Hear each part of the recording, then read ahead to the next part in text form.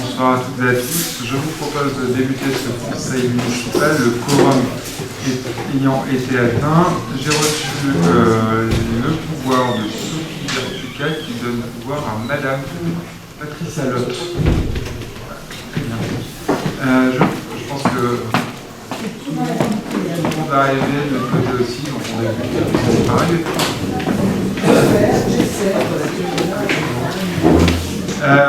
Donc, le premier point, c'est l'approbation du procès verbal du conseil municipal du 20 janvier 2026. Est-ce qu'il y a des remarques? Est-ce qu'il y a des questions? Si ce n'est pas le cas, je vous propose que l'on passe au vote. Est-ce qu'il y a des abstentions? Est-ce qu'il y a des votes contre? Le procès verbal est validé. Je vous remercie et je remercie l'auteur de ce procès verbal. Le point numéro 2 de l'ordre du jour appelle la présentation du rapport annuel 2024 de la SPL Territoire d'Innovation, dont la ville de Divonne est actionnaire et dont je suis le président directeur général. Ça fait partie de mes 11 mandats.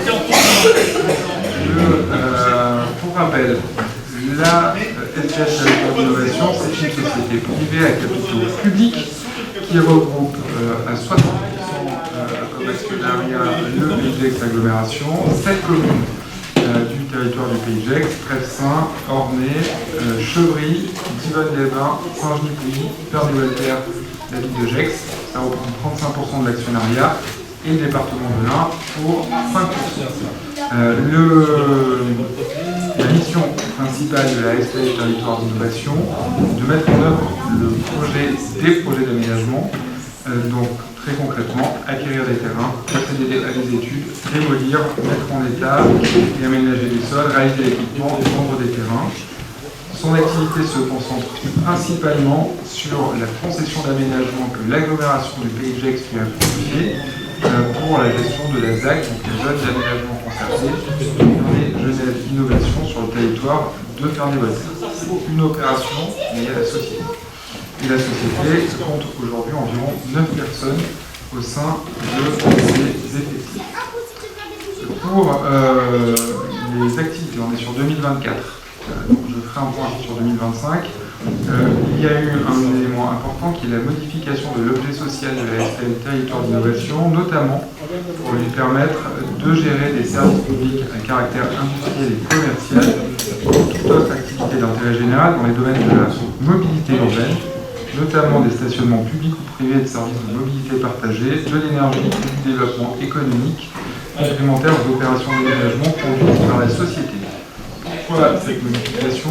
Parce que la ZAC Ferney-Genève Innovation a une stratégie bas carbone qui repose en partie sur deux axes.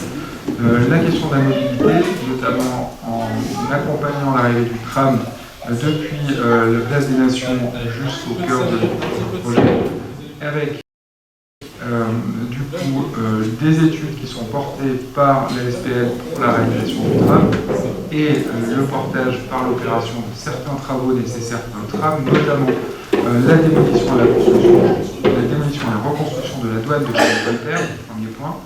Et le deuxième, la stratégie bas carbone qui s'inscrit aussi sur la réutilisation de l'énergie fatale du CERN en bénéficiant de cette énergie pour chauffer, je le fais très court, dans le quartier, dans la future opération, dans l'opération en cours de développement, mais également dans l'ensemble de la ville de Ferney-Voltaire.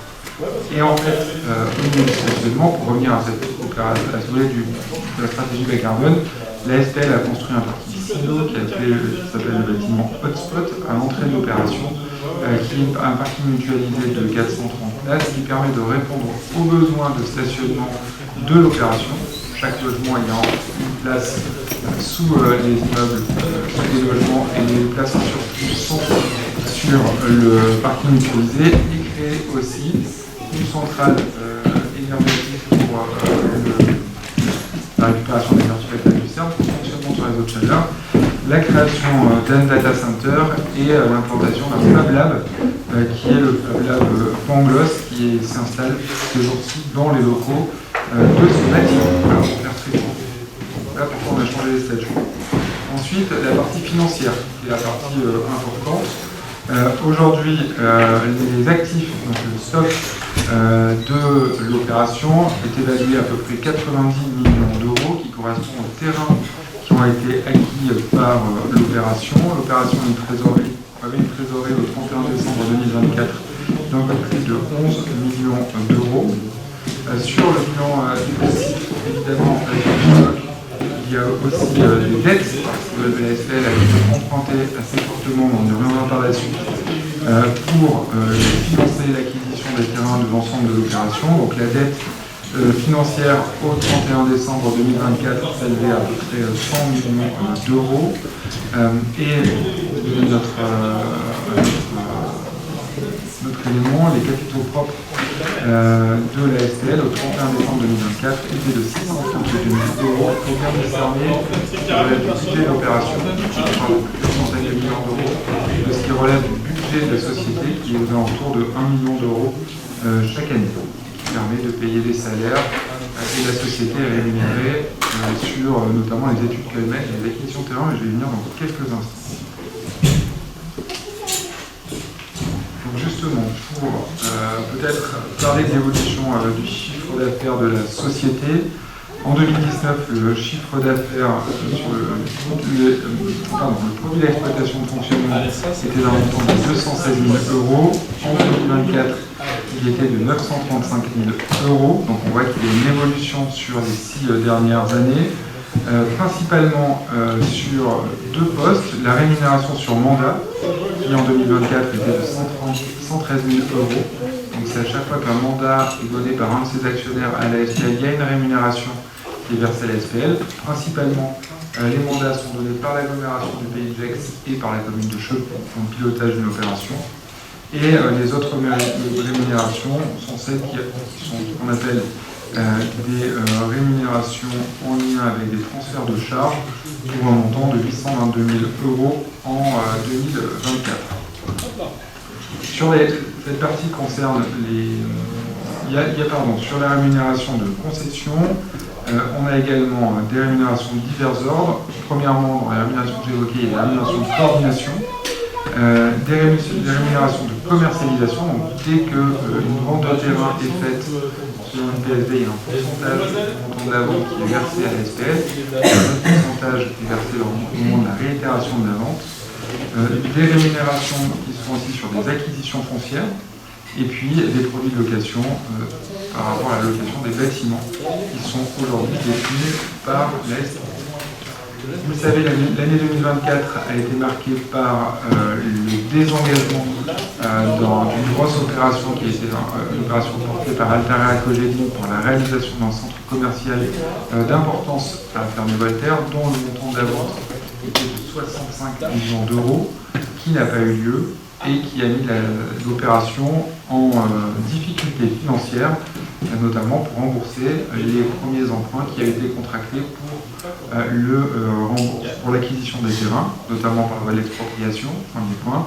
Et le deuxième, un décalage dans l'obtention des permis de construire qui n'a pas permis de réitérer les ventes et de pouvoir rembourser une partie des créances de la part des banquiers.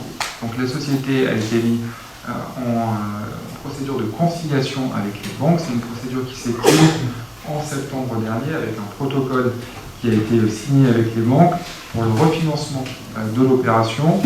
Une première tranche, une première partie pour un montant de 50 944 000 euros et une deuxième partie sur un montant de 34 millions d'euros, sachant qu'à cela s'ajoute une avance de trésorerie de la P2P Agglomération, l'actionnaire majoritaire et celui qui porte l'opération de 15 millions d'euros.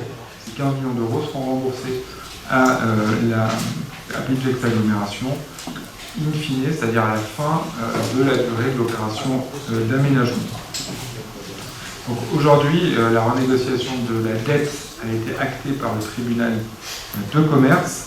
Les premiers rendez-vous avec les banques ont eu lieu il y a un mois à peu près pour s'assurer que le rythme de commercialisation et les recettes qui étaient attendues sont bien au rendez-vous pour rembourser les différents créanciers. Voilà pour l'actualité de l'année 2024. D'autres faits marquants, en 2024, il y a eu la visite sur site du ministre du Logement de l'époque, qui était M. Casbarian, pour la signature de ce nous avons appelé un appel à projet de territoire engagé pour logement. L'opération a été au bénéfice d'une subvention de 5 millions d'euros pour financer l'opération.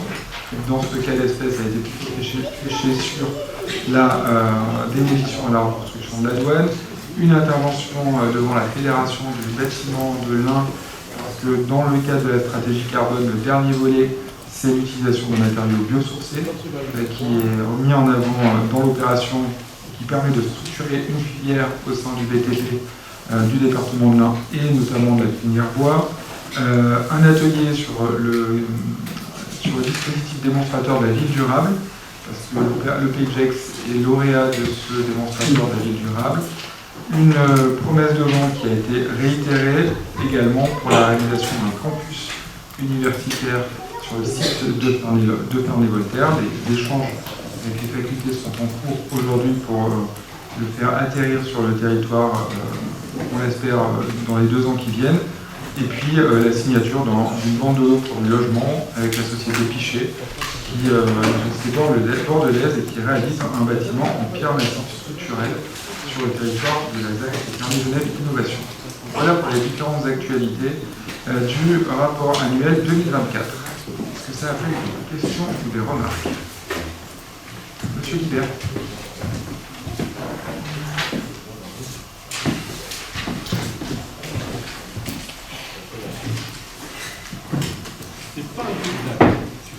Oui, merci Monsieur le maire. En préambule, je voudrais souligner le fait que ce projet est très important, on parle des centaines de millions d'euros. Je pense que s'il y avait un projet à souligner, à mettre en exergue en ce moment, ce serait vraiment ce projet-là. S'il devait y avoir un seul projet qui devait avoir lieu dans PGEX, je pense que ce serait ce projet.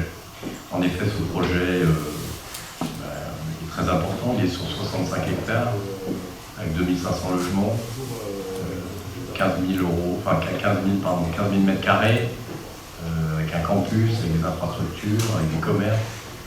Je pense que c'est un projet clé pour notre territoire. En préambule, je voudrais aussi dire que je suis assez étonné d'avoir ce rapport 2024, parce que ça fait quand même de nombreux mois en arrière. Ça aurait été plus intéressant d'avoir 2025. Je ne sais pas pourquoi il n'est pas encore paru. Enfin, voilà, mais on est quand même en mars 2026, donc c'est un peu dommage d'attendre 1 an et demi avant de parler d'une situation voilà, qui a changé entre-temps, parce que 2024, il y a des éléments nouveaux. Donc voilà pour le préambule. Après, pour faire des remarques par rapport au dossier, j'ai 2 types d'inquiétudes dont je voudrais faire part ici. Première inquiétude, une inquiétude par rapport à ce projet. Ce projet, on en parle un petit peu comme le quartier de la guerre depuis pas mal de temps, depuis de nombreuses années. Aujourd'hui, il y a eu des éléments nouveaux. En mars 2024, vous avez demandé, la SPL a demandé 15 millions d'euros d'avance à l'agglomération. Et puis, plus récemment, en décembre 2025, vous avez demandé une ligne de crédit supplémentaire de 9 millions à l'agglo. Et puis avec des prêts, pas à l'agglo, parce que c'est un coût financier, excusez-moi. Et après, vous avez demandé des prêts, donc des prêts complémentaires qui ont abouti à des échéances qui sont passées de 2033 à 2037. Voilà, donc c'est une situation inquiétante, je dirais. Ça veut dire que ce projet a du mal à sortir de terre, qu'il y a des difficultés financières, mais aussi des difficultés opérationnelles. On voit bien d'ailleurs sur place, il n'y a pas de nouvelle construction à ce jour. On est sur un terrain vague.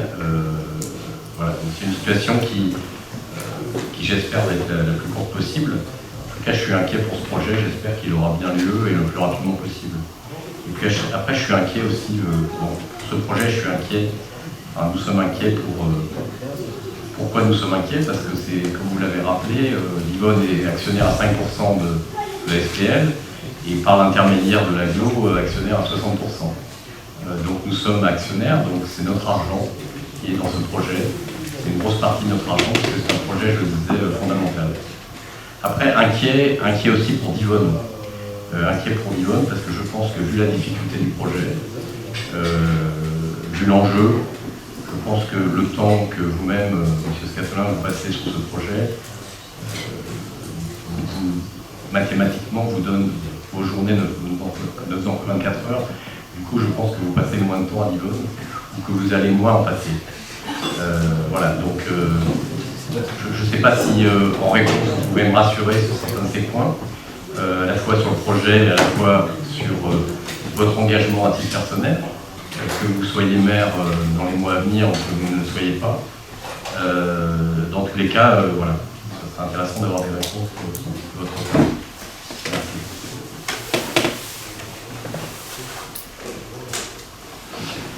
Du coup, je vais essayer de répondre. Dans le cadre de la négociation avec les banques, l'agglomération a complété son avance de trésorerie par des garanties d'emprunt supplémentaires, à hauteur, je crois, de mémoire de 9 millions d'euros, par rapport aux garanties qui étaient déjà apportées par l'agglomération sur cette opération.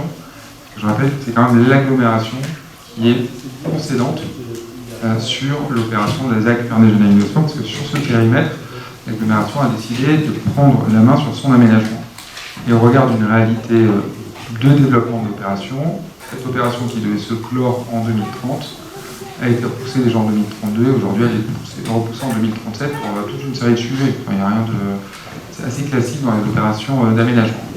Je vous invite quand même à passer sur site dès que vous le pouvez, parce que vous verrez qu'aujourd'hui les premiers habitants sont arrivés ou vont arriver dans les premiers bâtiments qui sont livrés. Et actuellement, il y a 3 chantiers de bâtiments de logement qui sont en cours sur cette opération. Et vous voyez aussi que la physionomie, notamment routière et d'accès au quartier, a également évolué et qu'elle va continuer à évoluer parce que les travaux du tram devraient débuter au deuxième semestre 2026, notamment avec la démolition des douanes, pour une livraison du tram qui devrait arriver pour décembre 2028 de mémoire, s'il n'y a pas d'autres retards sur le chantier. En fait, le chantier suit son cours. Il y a une dizaine de permis de construire qui ont été délivrés, qui n'ont pas fait l'objet de recours. Donc une fois que la commercialisation se met en place, le projet se met lui-même en place. Sur le secteur de la poterie, qui est peut-être le secteur qui bouge le moins, en termes physiques en tout cas, aujourd'hui, une promesse de vente a été signée avec un opérateur commercial pour développer, et pas que, pour développer du commerce, pour développer de l'hôtellerie, pour développer de l'hébergement sur ce secteur. Donc le contrat a été signé en fin d'année dernière. Il devra aboutir à un permis de construire dans l'année 2026, de manière à avoir un projet, s'il n'y a pas de recours sur le permis de construire, qui démarre en 2028. Pour ce qui est de ma position de PDG de la SPL Territoire d'Innovation, elle s'arrête au renouvellement des instances du conseil communautaire, de la désignation des nouveaux membres du conseil d'administration de la SPL. La ville de Divonne devra désigner un nouveau membre. Il y a 18 membres. Donc une fois que le conseil d'administration est à nouveau nommé, désigné, il y a une réunion du conseil d'administration qui élira son ou sa future PDG de la SPL Territoire d'Innovation. Ça devrait nous porter, si on a le calendrier des instances, une installation du nouveau conseil municipal aux alentours du 20 mars, l'installation du conseil communautaire aux alentours du 25 avril, le temps que les désignations extérieures soient faites. Globalement, je pense que je suis en poste pour gérer les affaires courantes au niveau de la SPL jusqu'à la fin du mois de mai.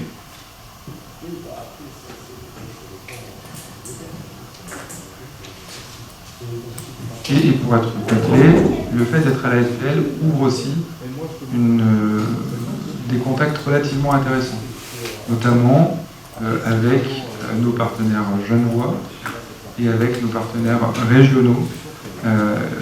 En exemple, tout simplement, le fait d'être à la SPL et au pôle métropolitain genevois français a permis aussi à notre ville de bénéficier du nouvel accord de répartition des charges sur le financement du transport transfrontalier, où Genève aujourd'hui ne finance plus 30%, mais 60%, ce qui très concrètement va se traduire chez nous, à partir de décembre 2027, au doublement des fréquences de la ligne 814 et de la ligne 818. Et ça, c'est grâce au travail qui est mené par les élus, qui siègent au pôle métropolitain ou autres, mais aussi parce qu'on a des rapports directs, notamment là, à travers le sujet du tram, avec les conseillers d'État genevois, avec lesquels on discute quasiment quotidiennement.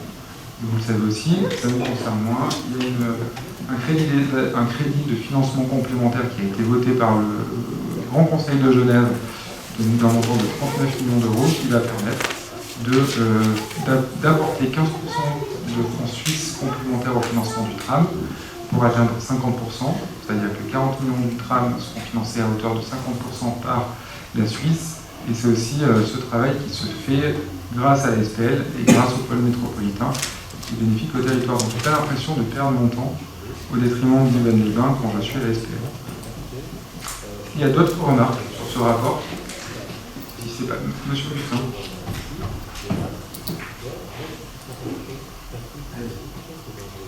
Essentiellement une remarque sur la forme, parce qu'effectivement c'est compliqué de débattre du bilan de la SPL sur l'année 2024 alors qu'on est maintenant en 2026, à quelques mois de la fin de votre mandat de PDG de la SPL dans notre propre pays.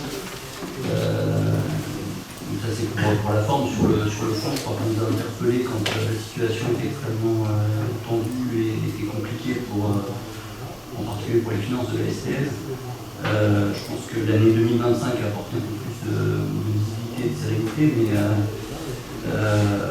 effectivement le décalage temporel est compliqué. Alors, on va parvenir sur l'histoire et sur les échanges qu'on a pu avoir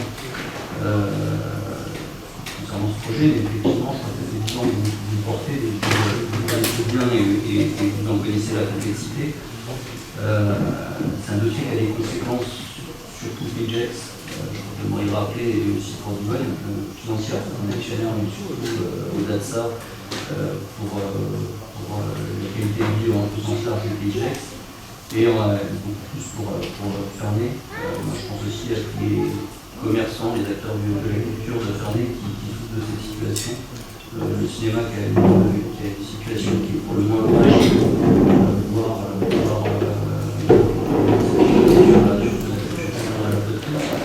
donc on est quand même sur un dossier qui demanderait beaucoup plus de réactivité, en tout cas dans la prise en main par les élus de PGF, ceux de tous les élus communautaires, c'est préoccupant. Une question sur le cinéma, parce que je sais que ça inquiète beaucoup. Le cinéma, dans le projet d'État Écologie, il déménageait. Parce que la SPL avait financé des études, permettait au cinéma de bouger, avait financé un projet d'autorisation pour que le cinéma puisse être dans des locaux provisoires. Le projet est tombé. Comme ça. Aujourd'hui, des travaux ont été réalisés dans le cinéma pour lui permettre d'exercer son activité dans des bâtiments qui, il y a 40 ans, étaient des garages, transformés en cinéma. Donc, les pouvoirs publics, je pense que je peux parler dans ce cas-là au nom de l'agglomération aussi, essayent d'accompagner le gestionnaire du cinéma. Il est face à une situation où il y a moins de fréquentation, qui est due à l'évolution du cinéma, qui est due aussi à sa localisation dans un secteur en chantier, on reconnaît aussi. Mais les pouvoirs publics, d'une manière globale, essayent d'accompagner, notamment de trouver des solutions pour qu'il puisse réaliser son activité. Monsieur Kiffon, moi, quand j'entends ce qu'on entend sur le quartier de la Poterie, je ne peux pas me mettre dans une autre situation que de faire un parallèle avec le quartier de la Gare. Il y a aussi un cinéma pareil, prévu. Il était 6 salles, il est 3 salles. Vous venez juste de dire, contrairement à ce que vous aviez dit il y a 2-3 ans, comme quoi le cinéma c'était quelque chose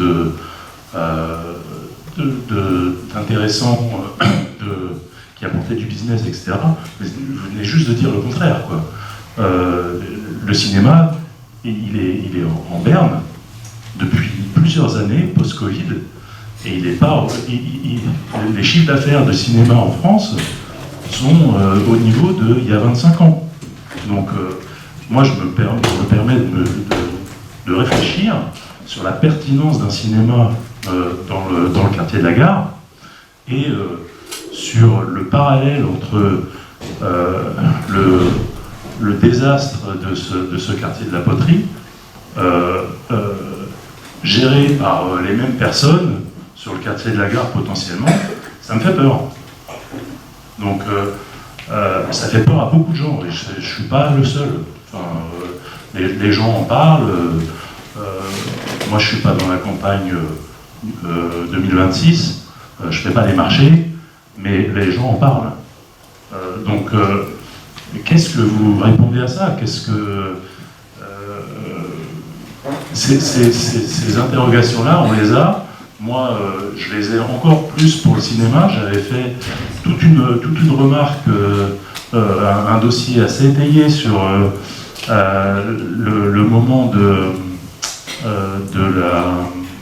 Comment dire, où on pouvait discuter du quartier de la Gare et donner ses remarques par écrit. Ça n'a pas été pris en compte, mais il y avait toute une étude de chiffre d'affaires, etc. Et moi, je ne comprends pas la pertinence d'un cinéma à 3 salles, c'est pas grand-chose.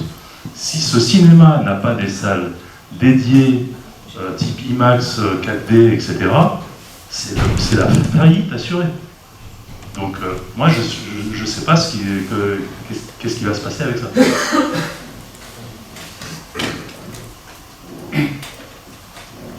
Alors pour ce qui concerne le cinéma qui est prévu sur le quartier de la Gare, aujourd'hui il y a toujours un opérateur qui est intéressé pour faire un cinéma de 3 salles qui est capable de porter et la construction du bâtiment et l'exploitation. Alors aujourd'hui on est le 25 février 2026. Je ne peux pas vous garantir que dans 2 ans il sera encore là, je ne peux pas vous garantir que dans 1 an il sera encore là. C'est très clair, on sait la fragilité du cinéma post-Covid. C'est ça. Tout simplement. Pour le cinéma de Charles-Voltaire, il faisait, je crois, plus de 120 000 entrées avant Covid. Il était, je crois, le premier cinéma de la région, je crois, du porteur lémanique, notamment en chiffre d'affaires, notamment avec une clientèle suisse. Aujourd'hui, il ne retrouve pas son niveau d'activité qui était celui avant Covid. C'est là où en fait il rencontre une difficulté évidemment financière. En plus dans un bâtiment qui est un bâtiment ancien, dans un secteur qui a connu des changements, parce qu'en fait on a démoli des bâtiments en pensant qu'un projet allait se faire, le projet ne se fait pas, donc c'est un secteur en transit. Est-ce qu'on avance sur la SPL? Si c'est le cas, c'est un donné acte. Le point suivant, il s'agit de tarification de la vente d'espaces publicitaires dans l'espace public. Nous sommes sollicités par des cirques, par des entreprises qui souhaitent imposer des places publicitaires ou sur nos supports ou dans les abribus, plutôt que de les retrouver sur des bâches posées sur des endroits des fois inadaptés. On vous propose de poser un tarif sur nos différents mobiliers urbains, de manière à les faire payer et les intégrer dans nos mobiliers urbains plutôt que trouver de la publicité sauvage un peu partout. Évidemment, la ville gardera la main sur le choix qu'elle fera de l'utilisation de ces différents espaces. Et c'est ce qui vous est proposé ce soir. Vous aviez, le groupe uni, des questions là-dessus. Peut-être que je peux y répondre maintenant, ça permettra de... Vous avez, pour l'implantation de ces supports et évolution, ce sont les supports qui sont déjà existants en ville, il n'y a pas de nouveaux supports, c'est principalement abribus. Évolution de prix, il n'y en avait pas, c'est pour ça qu'on a mis en place. C'est des prix qui sont pratiqués dans le PGEX. Comme je vous le disais, on est sollicité par les fêtes foraines, les cirques, parce qu'on doit malheureusement accepter les cirques, notre arrêté, ils ont été cassés.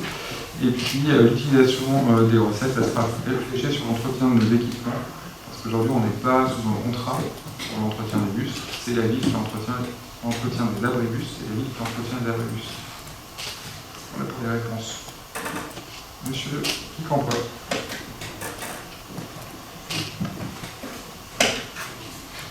Est-ce qu'on réindexe sur l'inflation tous les ans? Enfin, après, ça sera au Conseil de délibérer sur une augmentation du tarif.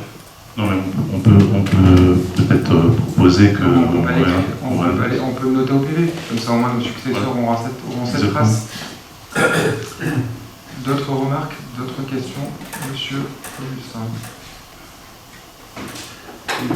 Une inquiétude plus importante que l'inflation, on avait pris la décision, quand on a mis ces abribus en place, de ne les utiliser que pour la communication municipale.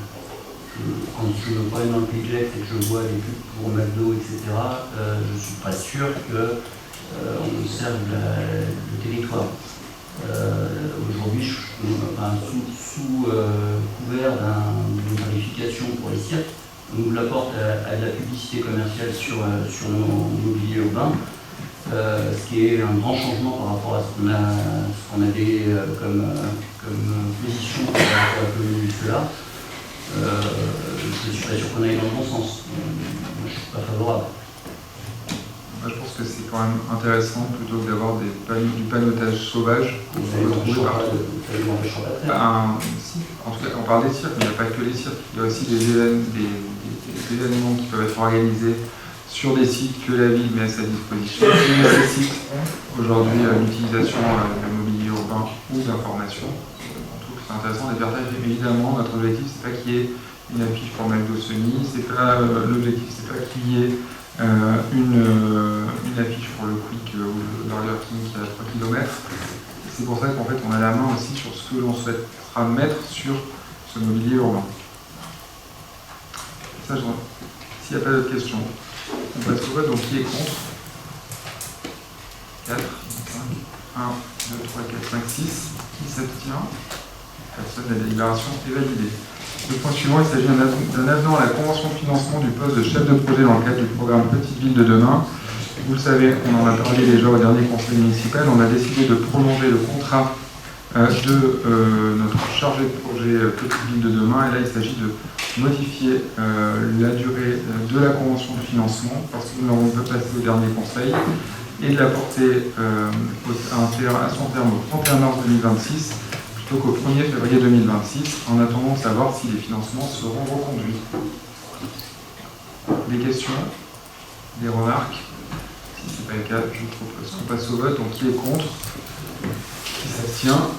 Personne. La délibération est validée. Le point suivant, il s'agit du budget annexe des bois et forêts. C'est une décision modificative qui vise à intégrer l'acquisition des parcelles dont nous avons parlé lors du budget du conseil municipal précédent, qui sont situées au nord de la commune, dans le secteur de la Baronne.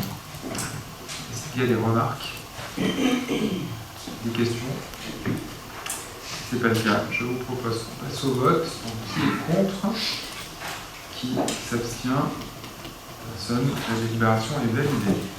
Le point suivant, il s'agit d'une demande de subvention au titre du Fonds interministériel pour la prévention de la délinquance pour l'extension du dispositif de vidéoprotection. L'objectif, vous savez, de notre deuxième phase de vidéoprotection, c'est d'implanter 15 espaces contextuels pour mettre des caméras, il faudra à chaque fois 4 caméras sur 15 points contextuels et des VPI supplémentaires. La demande de subvention devait être faite avant le 31 mars de cette année. Au regard du renouvellement des instances, on vous propose de faire cette demande de subvention. Nos successeurs décideront pas s'ils poursuivent le projet, mais en tout cas, ça nous permettrait d'obtenir un financement de 30% de la part de l'État. Est-ce qu'il y a des remarques, des questions là-dessus? Pas de remarques, pas de questions. On passe au vote. Donc, qui est contre? Qui s'abstient? Personne. Merci. Le point suivant, c'est la même chose. C'est une demande de subvention au titre du Fonds interministériel pour la prévention de la délinquance pour l'installation de caméras afin de lutter contre les dépôts sauvages. Vous le savez, nous en avons installé 2 l'année dernière, enfin, fait l'acquisition de 2 l'année dernière. Au budget de cette année, il y en a 2 supplémentaires qui sont déjà prévus. Dans le même dispositif de financement et d'aide interministérielle, nous pouvons prétendre à une subvention de 30%. Donc, nous proposons d'adresser cette demande de subvention à l'État. Est-ce qu'il y a des remarques ou est-ce qu'il y a des questions là-dessus? Allez-y. Monsieur Lucien, vous êtes ému au concours. On a un plan d'installation de ces caméras? Alors, de quoi? De Visia pour les déchets? Ouais. Aujourd'hui, c'est des caméras qui sont des caméras mobiles, donc on les met sur différents plans. Aujourd'hui, elles ont été sur 4 sites. On a à peu près 231 procédures qui ont été lancées. Il y a un total de 48 500 € d'amende qui ont été émis. Depuis 2025 ? Non, depuis le milieu de l'année 2025. Ouais. On a dû commencer en juillet. Mais on en a besoin d'autant du coup, puisque c'est mobile Oui, parce qu'il y a des sites sur lesquels, quand il n'y a pas les caméras, ça recommence. Donc là, ça nous permettra d'avoir quand même des caméras un peu plus installées plus longtemps. Ok. Des questions ou des remarques sur ce point-là? Si ce n'est pas le cas, je vous propose que l'on passe au vote. Donc, qui est contre? Qui s'abstient? La délibération est adoptée. Je vous remercie. Sur le point suivant, il s'agit du recouvrement des frais de fourrière avancés par la commune pour des véhicules non récupérés. Vous le savez, nous avons décidé de mettre en place une convention avec la fourrière qui est la carrosserie du Fort. Cette convention date du 1er janvier 2024. Aujourd'hui, on a à peu près 25 véhicules qui ont été mis en fourrière, c'est un montant de 7 500 € qui est imputé à la commune sur les véhicules non récupérés. Donc on souhaite lancer le recouvrement de ces frais, et c'est ce qui vous est proposé ce soir. Est-ce qu'il y a des remarques? Est-ce qu'il y a des questions? Monsieur Guibert.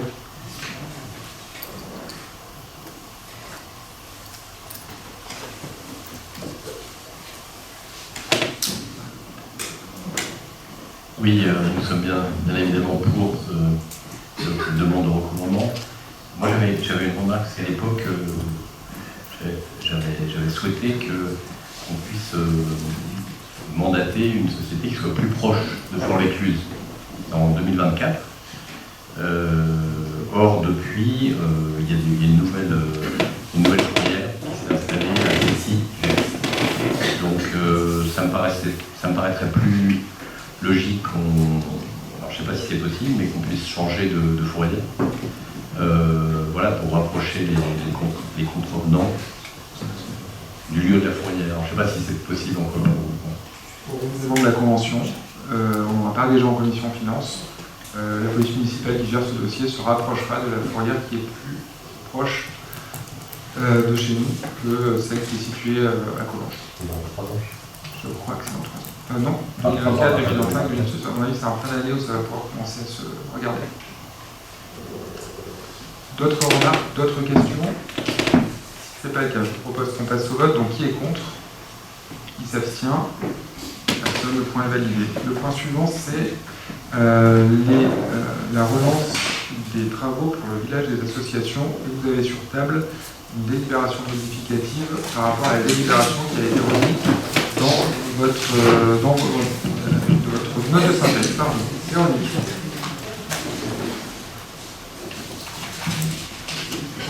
Bonsoir à toutes et à tous.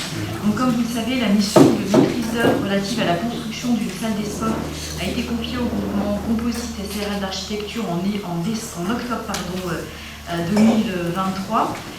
De nombreux lots avaient été déclarés infructueux, déclarés sans suite lors de la première consultation, et la maîtrise d'œuvre a élaboré un nouveau dossier de consultation des entreprises qui a été réadapté au projet.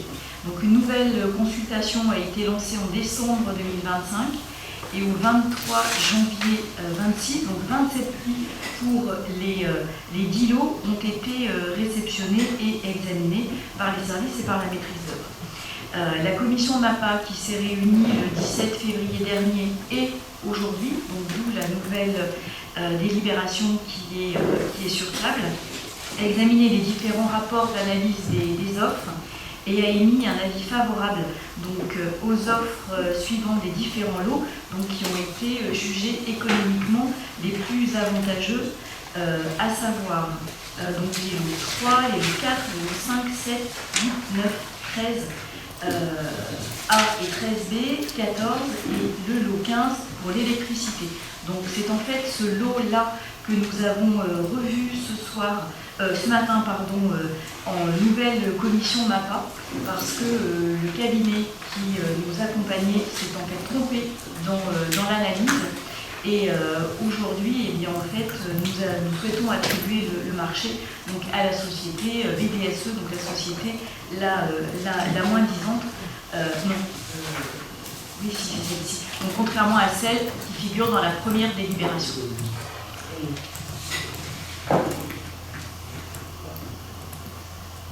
C'est bon, j'ai fait vous aviez des questions. Donc en fait, le montant total de cette consultation porte les lots à 2 693 638,20 € hors taxe, soit un projet total à hauteur de 4 731 226,23 €. Donc il vous est donc demandé, chers collègues, de décider de retenir les lots suivants, les 10 lots avec les 10 entreprises afférentes que je viens de citer, je ne les ai pas repris à tous, et donc d'autoriser Monsieur le maire à signer les marchés et les différentes pièces annexes. Merci Véronique. Des questions, des remarques? Daniel.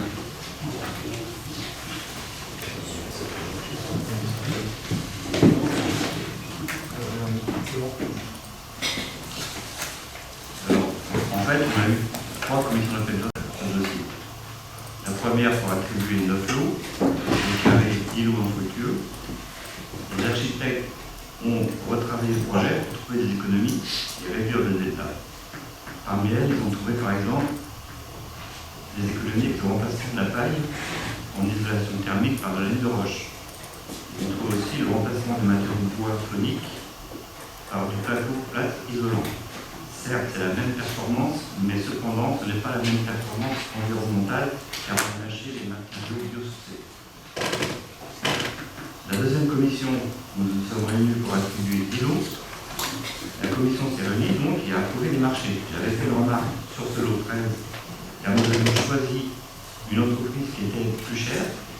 Les maîtrises d'œuvre a donc vérifié et il s'avérait effectivement qu'il y avait une erreur. D'où une troisième commission ce matin avec le lot 13 modifié qui nous permet de présenter ce soir ce document. Tout ça pour vous dire que j'ai un doute vraiment sur cette maîtrise d'œuvre. Ils se sont plantés sur le concours, puis sur l'estimation de correspond à la consultation, puis on a une improvisité des marchés, puis une erreur sur un lot. Il me semblerait raisonnable, et là c'est le syndrome d'une audit qui parle, que de prendre le temps d'analyser tous les marchés avec les économistes et de vérifier qu'il n'y a pas une erreur encore sur un marché. C'est-à-dire on a gagné quand même 30 000 € en gros avec cette vérification et que reporter cette décision à un conseil ultérieur. Voilà, pour moi c'est l'intérêt de la commune. Voilà pour ma remarque. C'était votre remarque. Monsieur Libert.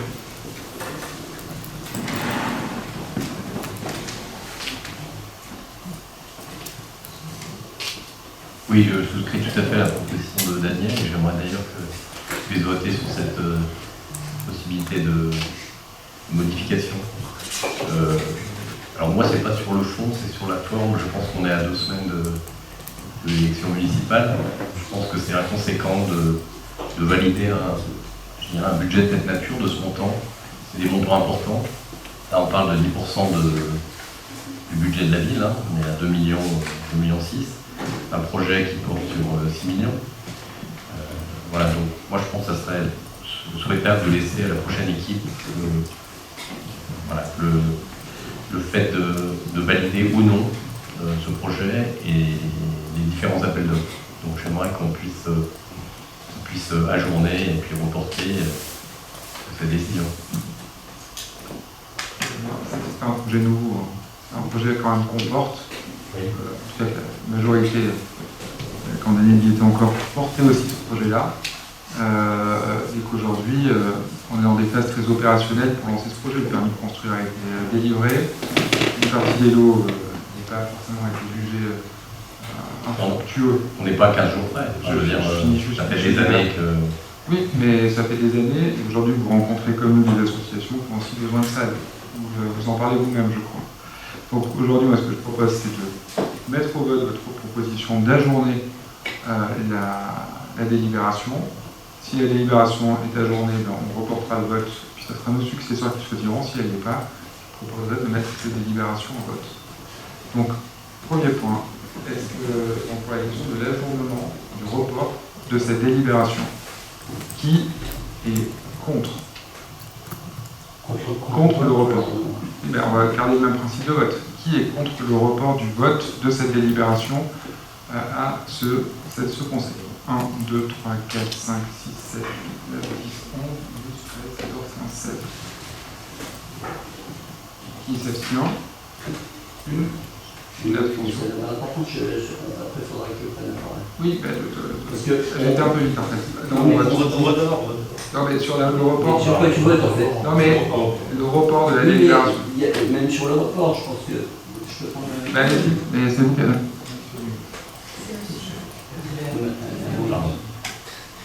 Sur le report, il y a deux motifs différents qui ont été évoqués par les deux interventions. Il y a Amaury qui dit il y a les élections, etc. En fait, on a déjà attribué des mots, donc ça me semble compliqué de remettre en cause l'ensemble du projet. Mais le propos de Daniel Masson est quand même plus, à mon avis, raisonnable, c'est de dire il y a des erreurs dans l'analyse des offres, on conduit à ce qu'il y ait une commission qui se réunisse en urgence ce matin pour qu'on puisse voter ce soir. Ces erreurs, elles peuvent être conséquentes sur les budgets d'opération et sur les budgets de la ville. Qu'on analyse l'ensemble des offres et qu'on s'assure qu'il n'y a pas d'erreur sur les autres lots, ça me semble a priori la moindre des choses. Et ça n'a rien à voir avec une situation politique où je suis comme Vincent, je ne suis pas en campagne, mais j'ai l'impression qu'on se crispe alors que là on parle de l'intérêt de notre commune. Mais ne vous défendez pas, je n'ai attaqué personne. Deuxième point, c'est qu'on nous présente un dossier, je crois que Daniel l'a rappelé rapidement, on nous présente un dossier qui a été retravaillé par le bureau composite, parce que les premières offres ne rentraient pas dans la marge de surcoût acceptable pour ce projet-là. En réalité, qu'est-ce qui s'est passé? C'est qu'il y a quand même eu des modifications substantielles au projet, substantielles, que ce soit sur des aspects techniques, et on les évalue mal. En tout cas, moi j'ai pas eu de bilan sur les différences qu'il y avait entre une proposition qui ne passait pas et une proposition qui passe. Et puis sur les aspects environnementaux, je crois que c'était une ambition. Je crois que c'est une ambition de l'ensemble du conseil municipal d'avoir un bâtiment qui soit également vertueux du point de vue environnemental. J'entendais tout à l'heure sur la présentation du bilan de la SPL, la mise en avant de matériaux biosourcés, je crois que ça fait partie de ce qu'on souhaitait aussi pour le patrimoine de la ville de Divonne. Là, on se rend compte que par exemple sur l'isolation, on n'est plus sur un matériau biosourcé, on passe sur quelque chose d'autre. Comment on prend en compte la dégradation de l'impact environnemental que va avoir ce bâtiment? Aujourd'hui, on peut voter, on peut tous lever la main, se dire ouais c'est pas bien. Mais aujourd'hui, on n'a pas d'informations qui nous permettent de savoir sur quoi on vote. Donc, moi, on a demandé en commission de travaux, parce que je pense que c'est notre rôle d'élu, d'être éclairé avant de voter, on a demandé un bilan technique des différences entre les premières propositions et puis les lots que vous voulez valider ce soir. Je ne sais pas si on l'a. En tout cas, moi, ce que j'aimerais, c'est qu'on ait un aspect très précis sur les aspects techniques, sur ce qu'on fait en termes de qualité intrinsèque du bâtiment, mais aussi de son impact au-delà de ses qualités propres.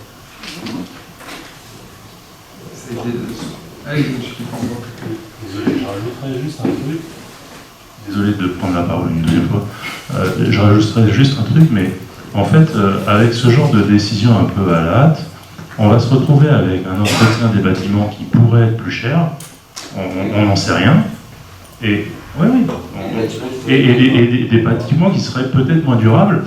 Et je pense que c'est pas, si en 24 heures chrono on a gagné 30 000 € sur le budget, je veux dire, un peu moins, mais ok. Quand même, moi je pense que c'est quand même, ça sent le truc un peu mal ficelé à l'arrache. Franchement, c'est un peu dommage, quoi. Enfin, sur un budget à presque 5 millions, qui était au départ plutôt 4 normalement, donc on est en haut de la fourchette déjà pour démarrer le projet. On va encore retrouver des choses en plein milieu parce qu'on n'a pas fait le job comme il fallait. Ça sent un nautique numéro 2, quoi. Et pourtant là on démarre de scratch, on démarre de rien, on pose la première pierre. ça va pas, quoi. Je crois que les performances énergétiques du bâtiment sont maintenues. C'est un de nos axes, parce que ça a été discuté avec Laurence, avec Daniel, avec l'ensemble des équipes techniques de la ville. Non, je suis certain. Voilà. Ça a été discuté avec l'ensemble des équipes techniques de la ville. On se repose aussi sur les compétences techniques que l'on peut avoir en ville. On a un doute. En tout cas, la maîtrise d'œuvre aujourd'hui a mal analysé un des marchés. C'est la raison pour laquelle la CAO a dû se réunir ce matin, parce que dans le classement qui avait été proposé à la CAO il y a 8 jours, en fait le classement a été mal fait, donc on se retrouve aujourd'hui quand même avoir une CAO qui a permis une économie de 23 000 € par rapport au marché qui avait été désigné dans la CAO précédente. Et aujourd'hui, pourquoi le projet il a été revu dans certains éléments de la conception sans atteindre la performance énergétique du bâtiment, c'est aussi pour tenir le coût du projet. Dans la première ouverture de prix, nous étions à environ 20% de budget supplémentaire par rapport, enfin 25%, par rapport au budget qui était initialement prévu. C'est la raison pour laquelle il y a un travail qui a été fait avec des associations qui ont été consultées au démarrage de ce projet, avec les élus en charge du projet et les équipes de la ville, pour modifier le projet et le faire aussi entrer dans l'enveloppe financière sans avoir apporté atteinte aux performances énergétiques du bâtiment, de manière à pouvoir tenir le budget, simplement. Mais je ne parlais pas des performances énergétiques seulement, je parlais aussi de la durabilité, de l'entretien. L'entretien, ça coûte, on sait très bien comment à Divonne, l'entretien, c'est quand même quelque chose c'est un déficit chronique, on va dire. Donc là, il y a une erreur sur un fichier Excel et on gagne d'un seul coup 25 000 €. Enfin, je veux dire, moi, ça ne me donne pas confiance du tout, quoi. Franchement, c'est un peu exagéré, mais bon, quand même, les 25 000 €, je préfère qu'ils soient dans notre poche que dans la leur, quoi. C'est pour ça qu'on a récupéré. Je sais, mais au niveau confiance, ça n'envoie pas des signaux positifs, quoi. La maîtrise d'œuvre, franchement, il faut serrer la vis, quoi.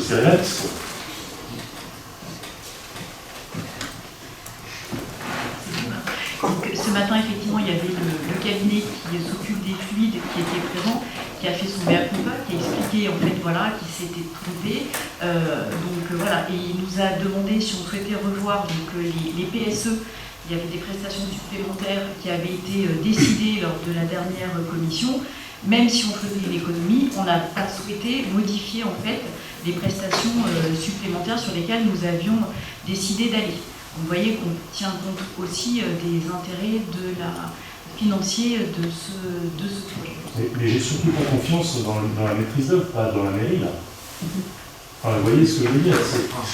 Nous qui pilotons la maîtrise d'œuvre, quand même. Oui, bah oui, mais vous ne la contrôlez pas. Il y a les services de la ville qui la contrôlent. Il y a qui font passer des messages dans la pub. Enfin, il y a un produit qui est parti à la maîtrise d'œuvre. Je ne sais pas si j'ai vraiment contrôlé, mais en tout cas, c'est le directeur général qui a piloté ce sujet. Donc, Monsieur Guibert, Monsieur Augustin, et après on passera au vote. Monsieur Guibert.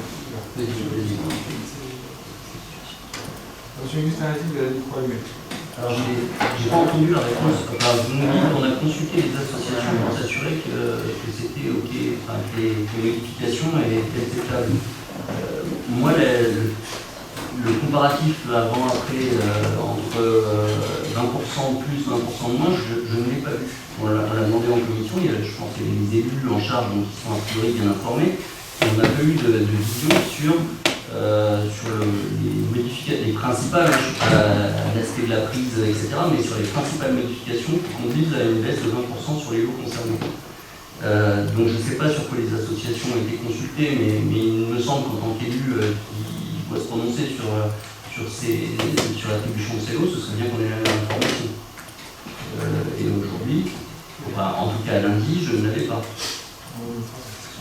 Je ne suis pas le seul, je pense que si on doit voter, c'est en sens de cause. Monsieur.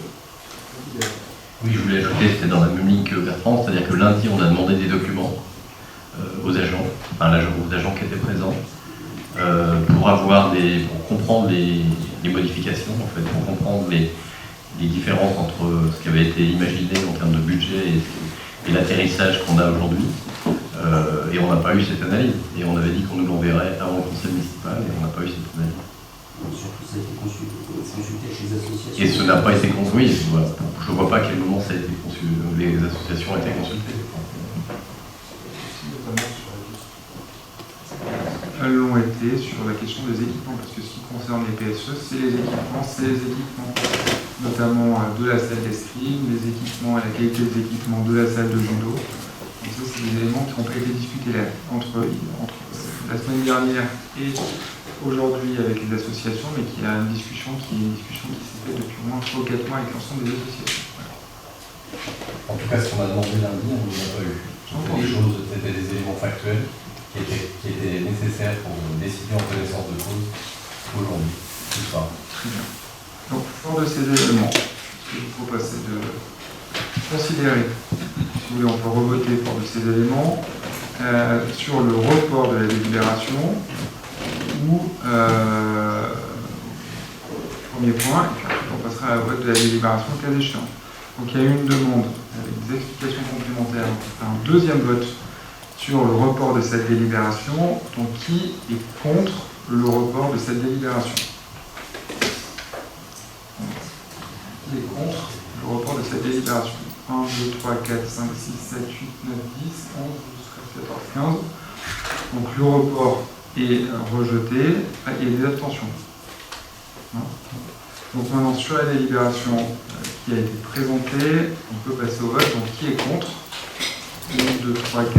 Et vous avez le pouvoir de Mathieu, je pense. 5. Il arrive. Oui, il arrive 6. Qui s'abstient? Personne. Donc ce point est validé. Merci. Le point suivant, c'est également l'attribution d'un marché.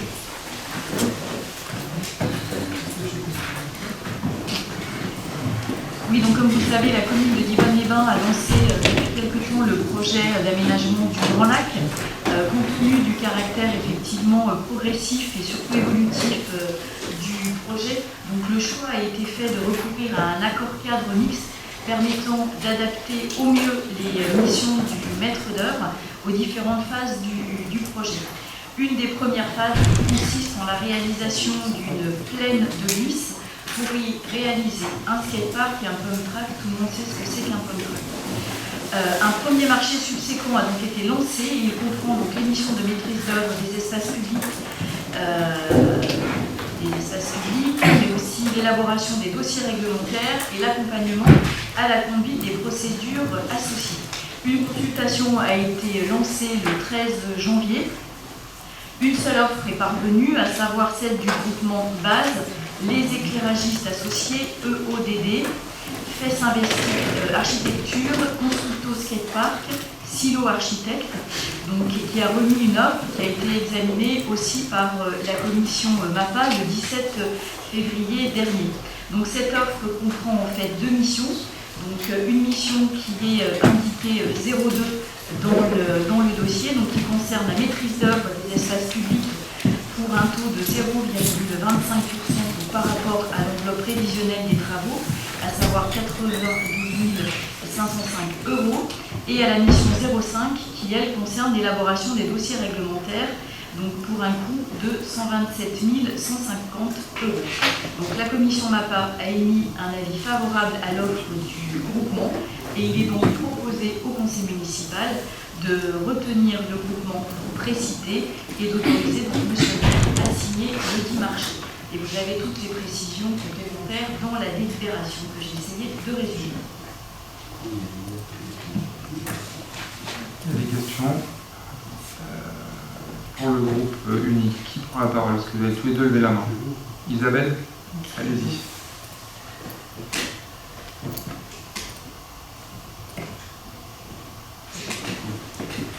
Alors, j'étais dans cette commission. J'avoue, alors je suis complètement béotienne, ne pas avoir compris grand-chose. On on voit des choses à deux niveaux, un niveau plus technique pour faire la piste de skatepark avec le pump track, et un aspect plus établir des dossiers réglementaires par rapport, je présume, à l'environnement, etc. On a été frappé quand même par comment dirais-je, le montant, c'est-à-dire c'est des gens qui vont toucher 9,25% du montant des travaux. Ça apparaît quand même énorme.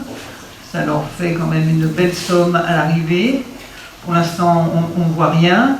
Et entre la confusion et le montant de cette commission, voilà, moi on a décidé ce soir de voter contre.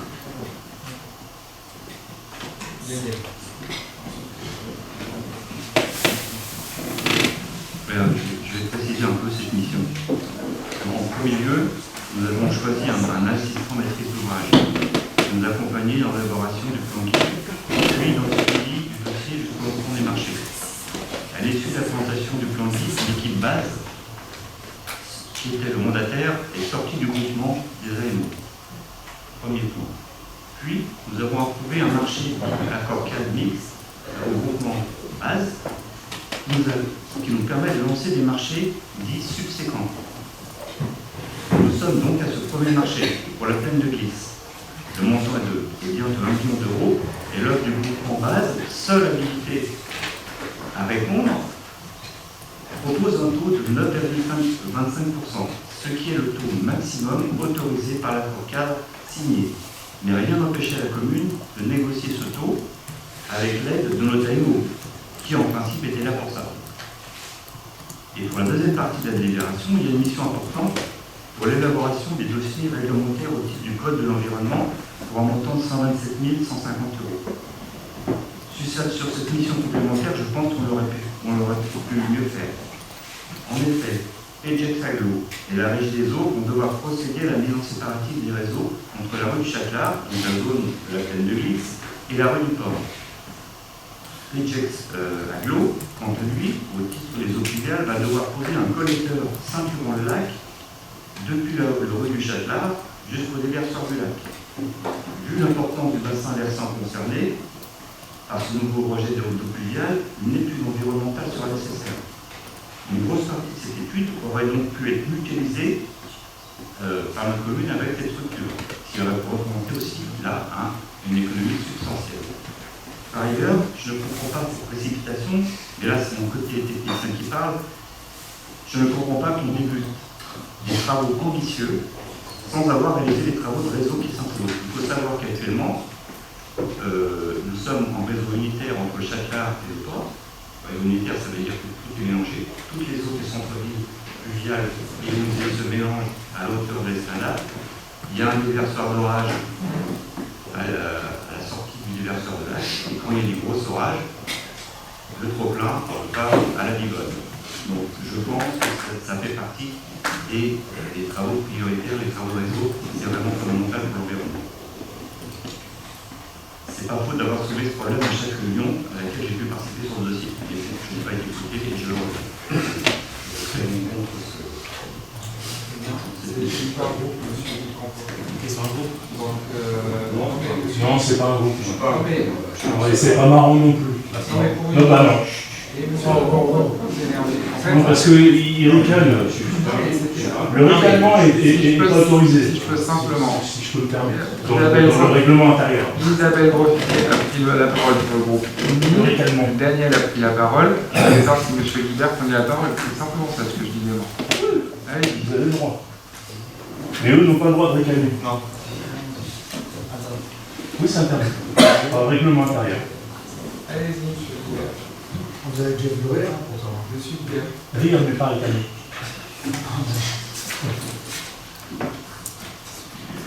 Oui, je voulais rajouter plusieurs points.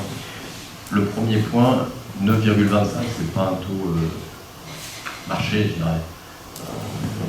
Tout ce qui est maître d'œuvre, on a bien vu dans les différentes délibérations qu'on a faites, on est vraiment au-delà de tout ce qui se pratique. Donc là, je pense qu'il y a un souci. Et puis, je pense que quand on n'a qu'un seul prestataire qui répond, on a la possibilité aussi de relancer le marché en souhaitant qu'il y ait absolument 2 prestataires qui répondent. Je pense que c'est l'intérêt d'Avis, en tout cas, d'essayer d'améliorer à la fois qu'il n'y ait qu'un seul prestataire et à la fois c'est 9 à 5%. Ça, c'est sur ce qu'on va voter ce soir. Sur le reste du projet, je trouve ça vraiment étonnant. Ça fait quand même 2-3 ans qu'on parle de ce projet. Là, on parle d'un AMO. On n'a toujours pas de vision claire de ce projet. C'est un projet qui est sur 10 ans. On devait dépenser 600K par année en 2025, idem en 2026. En fait, on n'a rien dépensé du tout. Et on se retrouve aujourd'hui à devoir voter pour un maître d'œuvre. Donc, voilà, je dirais que c'est un peu au gré du vent, ce projet. Voilà. Et donc, en fait, ce qu'on nous annonçait il y a 1 an ou 2 comme priorité, aujourd'hui, on a bien vu sur le terrain, il n'y a rien eu de fait. On aurait pu à minima, alors nous on est pour ce projet de pump track, mais on aurait pu à minima faire une certaine amélioration autour du lac sans attendre un AMO, sans attendre un plan décennal qu'on n'a toujours pas, faire des choses concrètes et utiliser une partie des budgets 2025-2026. Il n'en a rien fait. Et voilà. Et on voit bien qu'autour du lac, il y a des choses qui ne sont pas très chères, mais qui seraient intéressantes de faire. On a des toilettes publiques dans un état déplorable, il y en a d'autres qui sont même inutilisables. Il manque de bancs, il manque des choses assez faciles à faire, je dirais, entre guillemets, plutôt que lancer l'artillerie lourde tout de suite avec un AMO, avec des choses conséquentes. Et voilà. Donc c'est dommage en fait, hein, et c'est contraire surtout à ce que vous nous avez dit depuis 2-3 ans, en nous parlant d'un budget annuel qui n'a pas été dépensé.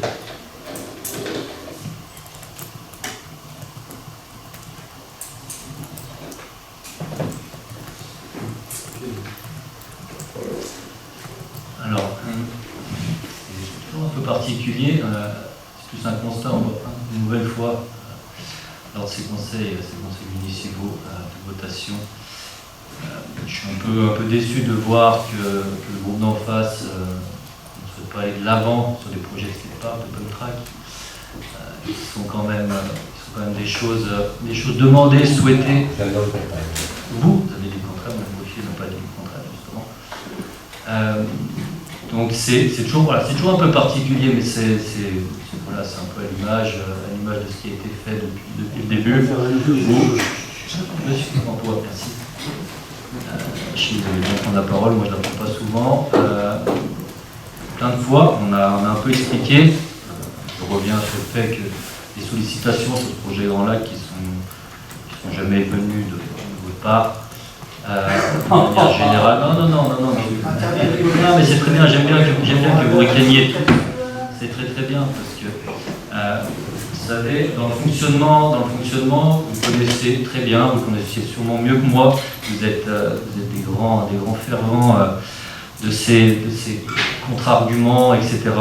Le projet Grand Lac, on l'a répété maintes fois, c'est un projet qu'on a décidé de faire sur du long terme, c'est un projet structuré, et qui se base sur une étude et qui a été large et qui a été démontrée assez régulièrement au sein des différentes tables rondes sur le sujet.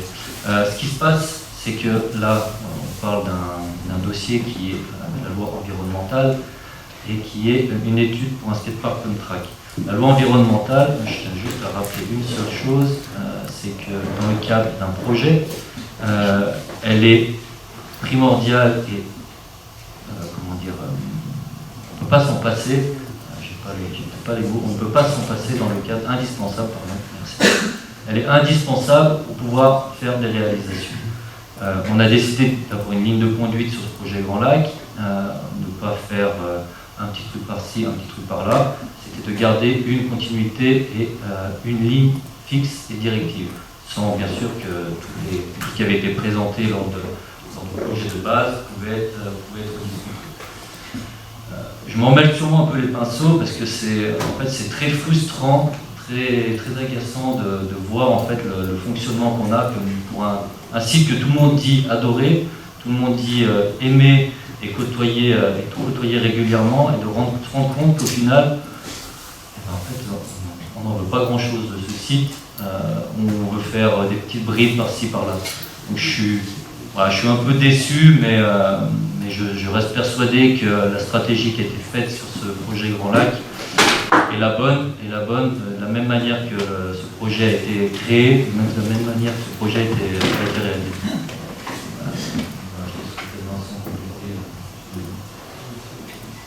Madame Bonfils.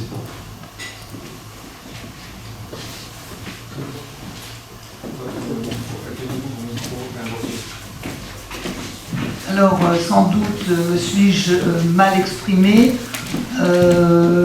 On n'est pas contre le projet du skatepark et du pump track, hein. Clairement non. Moi j'ai vraiment eu une drôle d'impression par rapport à l'AMO qu'on a eu l'autre jour, c'est le 17. Une présentation très confuse, un document qui l'est tout autant, j'ai essayé de le reprendre. Alors peut-être suis-je plus bête que la plupart, mais moi je vous mets au défi de comprendre ce qui a été dit et ce qui est écrit sur ce document. Et puis c'est surtout le prix que cette boîte se gave à nos dépens. Voilà, je suis directe, mais je trouve que c'est exorbitant, parce que le total, il faudrait calculer le total à la sortie, tout ça pour effectivement... on est loin, du coup, on est loin d'une réalisation, puisqu'avant, il va falloir faire les réseaux, etc.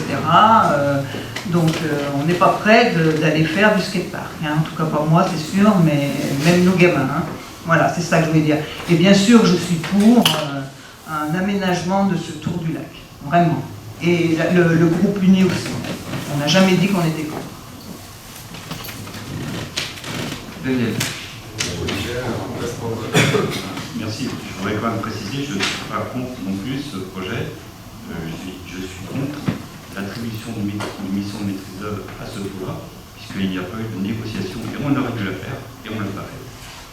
Et aussi parce qu'on aurait pu mutualiser ces études environnementales qui sont évidemment nécessaires. La même base, on aurait pu économiser à l'échelle communale une part. Ça c'est dommage. Daniel, permet de te rappeler quand même les difficultés qu'on a eues, et à l'époque, tu suivais ce dossier sur la nuit du Mont-Mussy, où on a pris une année de retard parce qu'on a essayé de trouver des mutualisations avec l'agglomération. Oui, mais là, sur cette sujet de projet réglementaire, il y a eu des rencontres qui ont été faites avec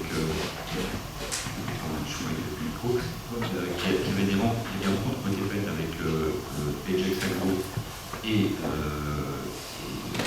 la région, et on a évoqué ces études environnementales nécessaires.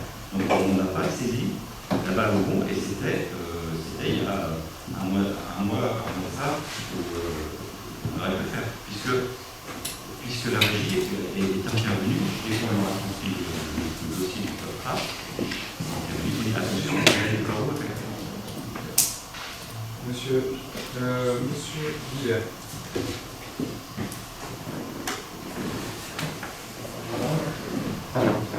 Oui, c'est comme le dernier dossier, c'est-à-dire que je pense qu'on pourrait attendre quelques semaines, parce que la nouvelle équipe soit présente. Voilà, pour statuer sur quelque chose qui manifestement gagnerait en termes de négociation, être décalé de quelques semaines, de se donner la possibilité soit de relancer un marché, soit de négocier plus avant. Donc je ne sais pas si on peut revoter pour un report éventuel. C'est ce que je suggère. On va bien faire, M. Guillet, mais je crains que le vote de report soit le même que celui tout à l'heure. Donc, tout le monde puisse s'exprimer. Je vous propose qu'on vote. On a compris les conditions de vote. Je suis censé essayer de parler de la même voiture. Allez-y. C'est la quatrième prise de parole du groupe Unis sur le même sujet. Vous êtes bien généreux. Alors, est-ce que c'est le dernier? Non, j'ai vraiment une question qui m'intéresse, qui n'est pas polémique. Il me semblait qu'on avait déjà lancé des études environnementales sur le projet Grand Lac, et c'est pour ça qu'on était en retard. On était en retard, qu'il n'y avait rien fait en fait. Alors, c'est pas polémique. La mission 5, c'est une mission pour constituer le volet environnemental. Donc il y a un volet... expliquez-moi, parce que c'est vraiment pour comprendre. Dans le cadre du plan guide qui a été mis en place, qui a été adopté, qu'on a commenté ici, il a fallu faire une évaluation environnementale de l'ensemble du périmètre. Ensuite, sur chaque sujet, il va falloir faire des études environnementales. Donc on va lâcher les 127 000 euros à chaque fois, ou plus. Un peu moins, ou plus, je ne sais pas, je vais essayer de mettre le projet. Je vous remercie pour... Non, mais c'est important les études environnementales. C'est une feuille de l'étude environnementale. Je suis pas d'accord avec vous là-dessus, mais c'est un sujet, ça ne concerne pas le dossier, c'est important les études environnementales. Après, c'est de lancer le plus tôt possible pour que ce soit un projet. Et ça va être été sur ce projet Grand Lac, et donc on regrette qu'il n'y ait pas d'équipement. On regrette une fois de plus qu'il n'y ait pas d'équipement au Grand Lac, parce que c'était un engagement fort, et que les offices. Très bien. On passe au vote. Donc qui est contre? 6. S'abstient. Merci. Le point est validé. Suivant, Sujet un peu plus léger, enfin j'espère. C'est assez long une balayeuse. Pardon? C'est assez long une balayeuse. Oui, on ne sait jamais, ça peut peut-être faire polémique aussi. Assurer la propreté, la salubrité et l'entretien des voiries, des espaces publics, c'est bien entendu une obligation et une vraie volonté de la part de la commune. Donc, on a du matériel qui est aussi vieillissant, qui commence à nous coûter un peu cher en entretien. Donc c'est la raison pour laquelle au budget avait été demandé l'inscription d'une nouvelle balayeuse. Et il a été décidé de recourir à la centrale d'achat UGAP, qui permet à la fois de bénéficier de procédures de concurrence qui ont déjà été réalisées et des délais raccourcis et des conditions économiquement avantageuses.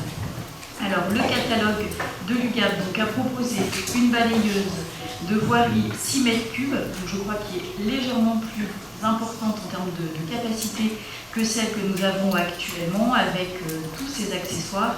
Monsieur Ruiz nous avait fait une présentation détaillée de ce matériel qui a été aussi utilisé avant par les services. Donc la balayeuse est au prix de 208 519,84 € hors taxe. Et il est donc proposé de retenir l'offre de la centrale d'achat de l'UGAP pour cette balayeuse.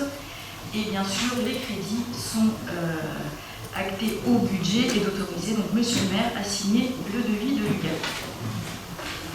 Des remarques sur cet achat, Monsieur Guibert?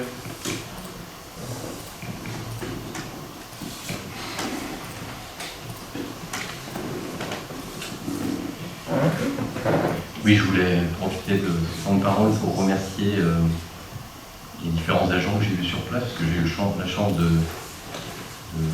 d'être présent quand on a essayé la balayeuse. Donc il y a M. Ruiz qui était présent, Emmanuel Corbin, et j'ai trouvé un vrai professionnalisme. Ils m'ont expliqué qu'ils étaient allés au Salon Polytech à Lyon, qu'ils avaient pu comparer les différentes offres, qu'ils savaient également les prix des balayeuses en service Agex. Voilà, et je voulais remercier également Daniel Masson qui m'a permis de faire cette visite, et je pense que c'est important que les élus puissent aller sur le terrain, discuter avec les agents, et voilà. Donc, pour moi, c'est un petit peu un modèle d'avancement de dossier, c'est-à-dire à la fois de pouvoir discuter avec les élus, de pouvoir aller sur le terrain, de pouvoir rencontrer les agents, et voilà, et on comprend mieux les différents tenants et aboutissants, et je remercie les différentes personnes que j'ai citées. Très bien.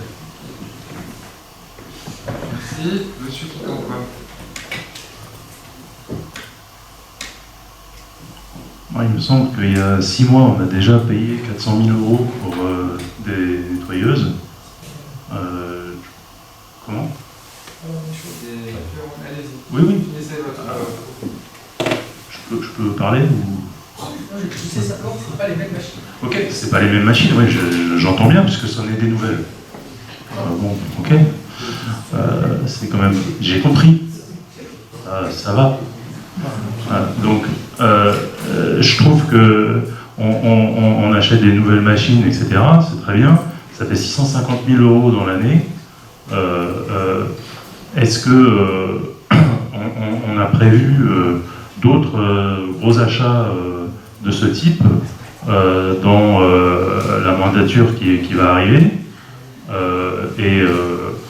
je veux dire, 650 000 € dans une année, c'est quand même pour le même type de matériel, d'accord, de matériel, ça fait beaucoup. Et je suis un peu étonné qu'on dépense autant pour ce genre d'équipement. Je rappelle ce qu'on avait décidé dans le cadre budgétaire, c'est d'allouer 700 000 € à l'acquisition de matériel pour les services techniques de la ville. C'était notamment, il y a une petite balayeuse qui a été achetée, petite, je crois, une 2 mètres cubes, il y a cette balayeuse qui a été achetée, puis toute une série d'autres matériels qui également été achetés. Un plan qui avait été présenté de rééquipement des services techniques de la ville en matériel, notamment matériel lourd. Voilà. Et comme une soupe, c'est un remplacement de l'existant. Celle-là. On est bon? Donc on passe au vote. Qui est contre? Qui s'abstient? Personne.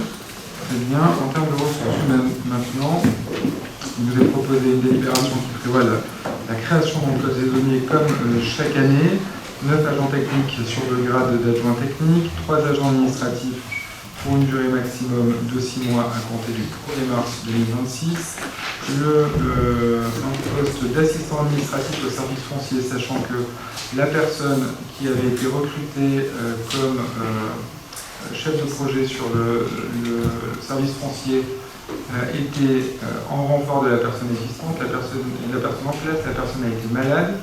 Du coup, la personne qui l'a remplacée a fait les 2 postes et aujourd'hui, cette personne a été fléchée pour reprendre la direction du service urbanisme. Donc, il s'agit de pouvoir créer un nouveau poste d'assistant au service foncier. Ensuite, il s'agit d'avancement de grade pour l'année 2026. Il y a 9 agents qui sont concernés par cet avancement de grade. Des remarques, des questions, M. Guibert?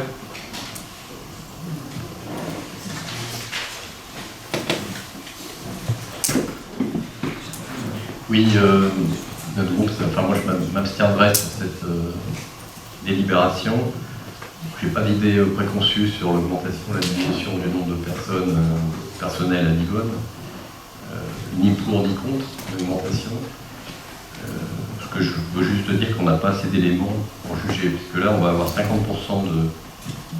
d'un équivalent temps plein en plus. Et je ne suis pas à même de juger si c'est nécessaire ou si ça ne l'est pas. On nous dit qu'il y a un surcroît de travail, je veux bien l'entendre. Pour pouvoir en juger effectivement, il faudrait être plus dans des analyses de détails que je n'ai pas.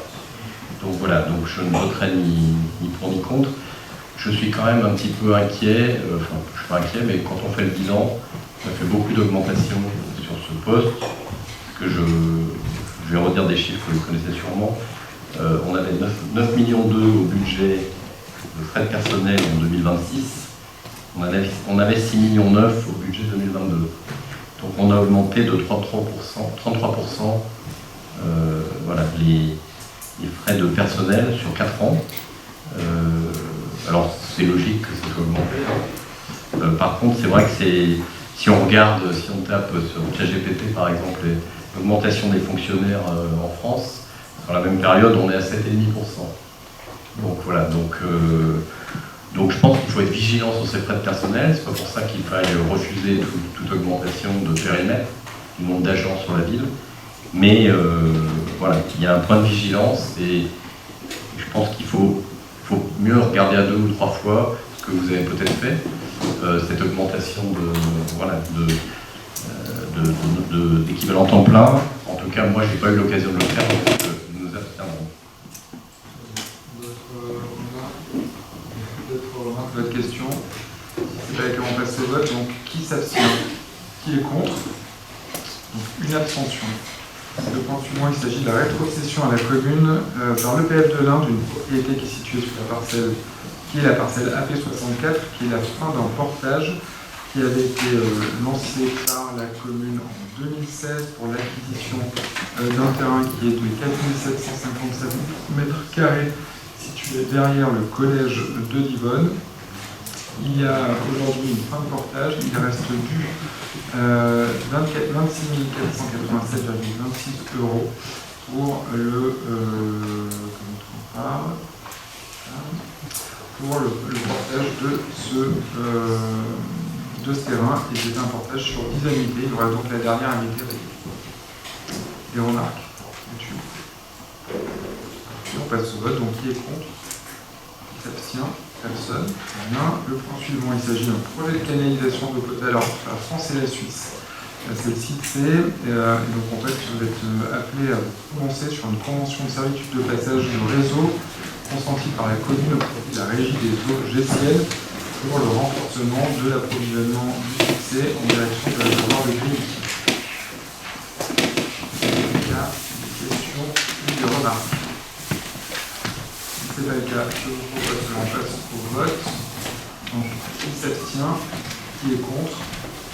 Et la délibération est validée. Le point suivant, il s'agit d'un projet de bail emphytéotique administratif avec le conservatoire d'espaces naturels. Rhône-Alpes, vous avez une note qui vous a été transmise suite à la question qui vous a été posée. Aujourd'hui, le Seine gère une partie des espaces de la ville, notamment sur les secteurs du Marais, de la Haute-Versoix et de Pau, au travers notamment de partenariats fonciers, pour mettre notamment en place des pâturages pour entrepôts de petites vaches aux traits archaïques et néo-rocs, des travails d'animation foncière auprès des privés, du défrichement, de la lutte contre les plantes invasives, de l'amélioration de connaissances scientifiques. L'agglomération du Pays d'Aix a aussi en partenariat a confié au Seine la maîtrise d'ouvrage dans le cadre de son contrat unique environnemental sur les contrats d'animation des sites Natura 2000, de la politique ENS du département des contrats environnementaux. Donc aujourd'hui, pour renforcer le partenariat que nous avons entre la commune et le Seine-Rhône-Alpes, nous avons souhaité répondre à leur demande de pouvoir mettre en place un bail emphytéotique administratif. La commune ne vend pas ses parcelles, elle les met à disposition du Seine sur une politique qui est une politique de long terme. Quand on parle de gestion de l'environnement, on est sur une politique de sauvegarde. Donc c'est la nécessité de poursuivre des actions sur une durée qui est entre 40 et 50 ans. Aujourd'hui, la collectivité conservera la propriété du terrain, récupérera les biens en fin de bail ou les remettra en gestion à cet organisme, et cela nous permettra de maîtriser notre patrimoine foncier. Dans les clauses du contrat, la cession du bail ne peut pas se faire sans, ou la location ne peut pas se faire sans accord préalable de la commune. Les questions liées à l'achat espèces chez loisirs sont traitées dans un comité de pilotage en accord avec la commune, et le Seine ne pourra opérer aucun changement du bien qui en diminue la valeur. Voilà ce qui vous est proposé. Est-ce qu'il y a des questions ou des remarques? Si ce n'est pas le cas, on passe au vote. Donc, qui est contre? Qui s'abstient? Personne. Je vous remercie. Le point est validé. Le point suivant, c'est le soutien aux actions humanitaires et solidaires. Patricia. Bonsoir à tous. Donc, juste un petit rappel de contexte, je ne vais pas lire la note en entier. En décembre 2024, la Commission des Solidarités avait donné un avis favorable à la mise en place de la bourse au projet humanitaire, dite prix valeur solidaire, et de son règlement y afférent. Doté d'un montant de 4 000 €, ce prix a pour but de soutenir des actions humanitaires et solidaires menées par des associations divonnaises. Donc le conseil municipal avait validé ce projet. En 2025, le prix a été attribué à deux associations, Divonne Help, qui a livré du matériel médical à un hôpital au Sénégal, et au cœur de la Teranga, qui a permis l'installation d'un puits également au Sénégal. Pour 2026, la ville souhaite reconduire ce dispositif. Donc il vous est demandé d'approuver la mise en place du dispositif de soutien des actions humanitaires et solidaires pour les lauréats du prix Valeur solidaire tel que présenté, d'approuver le règlement type, définissant notamment les modalités d'attribution et de participation, et de dire que les crédits correspondants seront inscrits au budget de la commune, et enfin d'autoriser Monsieur le maire à signer tout document relatif à l'exécution de la présente délibération. Des questions sur cette délibération? Si on n'a pas, on passe au vote. Donc qui est contre? Qui s'abstient? Personne. Merci. Donc la délibération est validée. La délibération suivante, c'est la modification de la convention de partenariat avec l'association La Victime de Divonne. Vous le savez, la ville avait signé une convention avec cette association et avec leur partenaire OxyRace il y a maintenant 2 ans. L'association et OxyRace ne sont plus partenaires sur l'événement du triathlon. Donc il vous est proposé aujourd'hui de signer une convention de partenariat avec l'association La Victime Triathlon pour l'édition 2026 du triathlon qui se tiendra les 12 et 13 septembre prochains. Dans cette convention, la commune confirme son partenariat financier à hauteur de 15 000 € pour cet événement, ainsi que l'ensemble des prêts de matériel, d'accompagnement sur la promotion, etc., qui permettra, je l'espère, une réussite importante de cet événement porté par cette association divonnaise. Est-ce qu'il y a des questions ou des remarques? Monsieur Augustin.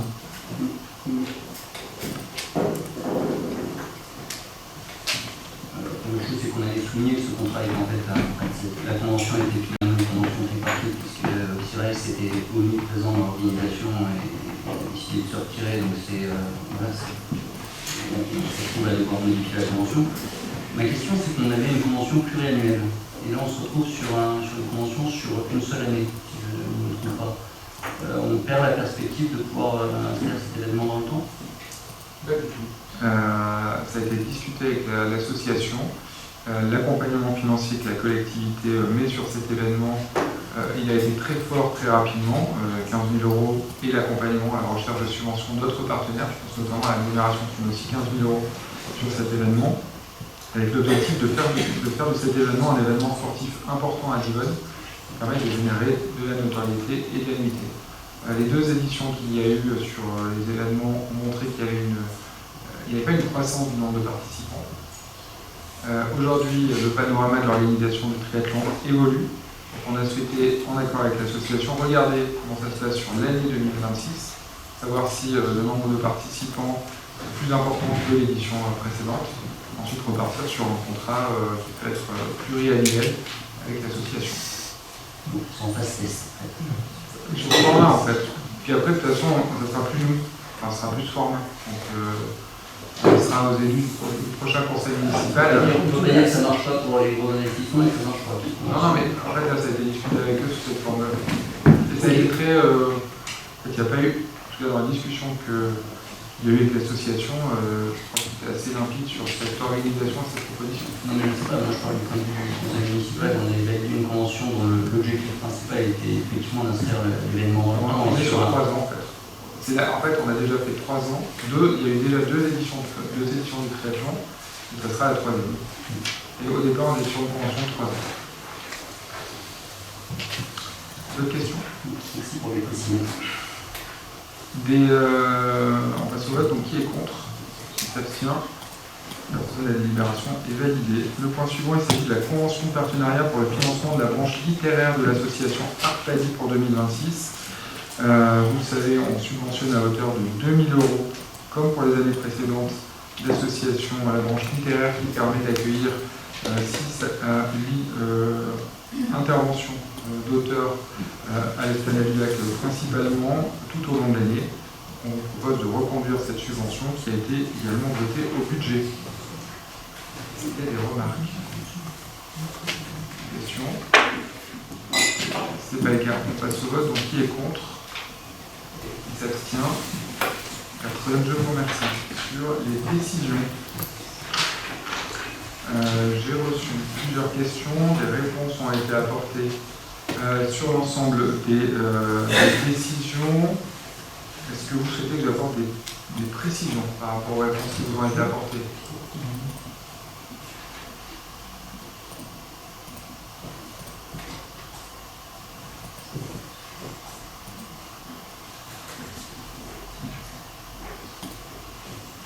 Sur les décisions?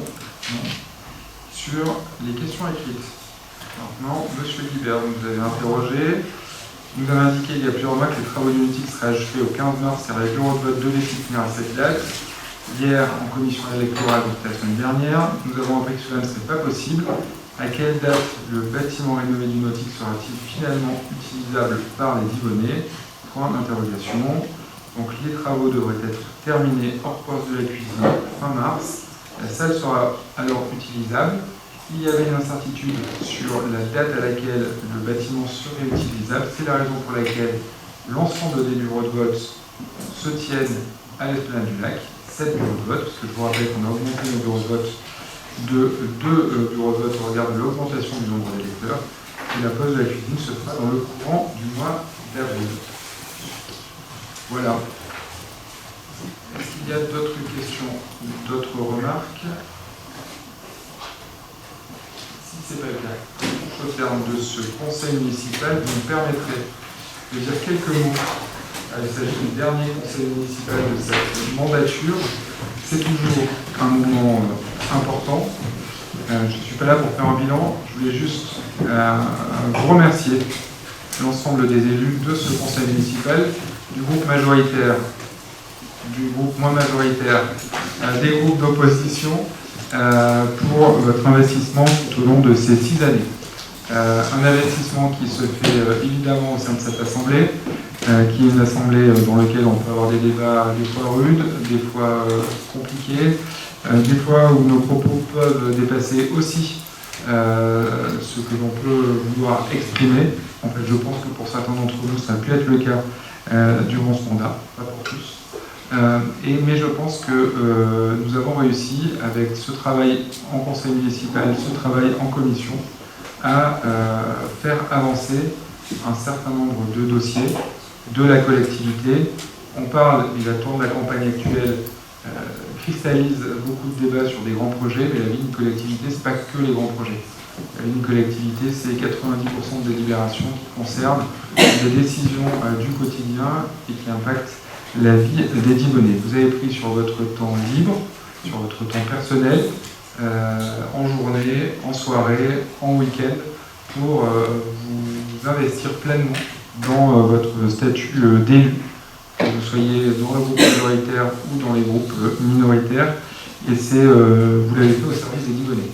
Et en ma qualité de maire, et à titre personnel, je tenais évidemment à vous remercier pour l'ensemble de cet investissement durant les 6 années qui viennent de s'écouler, qui sont passées relativement vite au final, mais qui se terminent ce soir, en tout cas dans quelques jours. Ce mandat il a été aussi marqué par des choix que nous avons dû faire par des problématiques externes. Je pense notamment au démarrage avec le Covid, qui n'a pas été un moment évident, notamment pour l'installation du conseil municipal et le fonctionnement des commissions. J'ai revu certains conseils municipaux, nous étions tous éloignés et masqués. C'est vrai qu'on a tendance des fois un peu l'oublier. Une période qui a été marquée également par l'augmentation des coûts de l'énergie, de l'inflation, et qui a aussi impacté une partie des travaux de ce conseil municipal et des commissions. Je tenais évidemment à avoir une pensée très particulière pour les élus, dont ce soir c'est le dernier conseil municipal, et qui après une longue période, courte ou longue période, au sein de la collectivité, au sein de leur fonction d'élu, ont décidé, ou pas, mais ne sont plus présents, assis autour de cette table lors de renouvellement des instances. Je pense évidemment à Jean-Christophe Place, à Édouard Cassal, à Julien Vallat, à Linda Fedrigo, à Charles-Hermann Gomez, à Nathalie Houlier, à Yvan Rack, à Tidiane Olivier Fall, à Ulysse Renard et à Véronique Bode, qui ne seront pas et qui ne sont pas présents, donc les listes seront dévoilées, qui ne sont pas présents sur, on sait jusqu'au 26 février, mais qui ne sont pas a priori présents, qui ne seront pas présents dans les candidatures. J'essaie d'avoir ce soir, mais il y en a pas. Pour certains d'entre vous, c'est le premier mandat. Si vous avez décidé de ne pas continuer ou pas poursuivre, c'est peut-être que vous n'y avez pas trouvé tout votre épanouissement. Ou que le mandat d'élu n'est peut-être pas celui dans lequel vous souhaitez pouvoir vous investir au sein de la collectivité parce que vous pouvez le faire dans d'autres formes et dans d'autres lieux.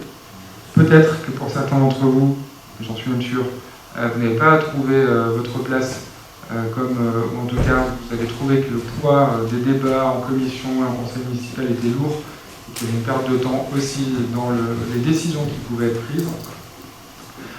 Et ça doit nous aider aussi collectivement à améliorer le fonctionnement de nos instances.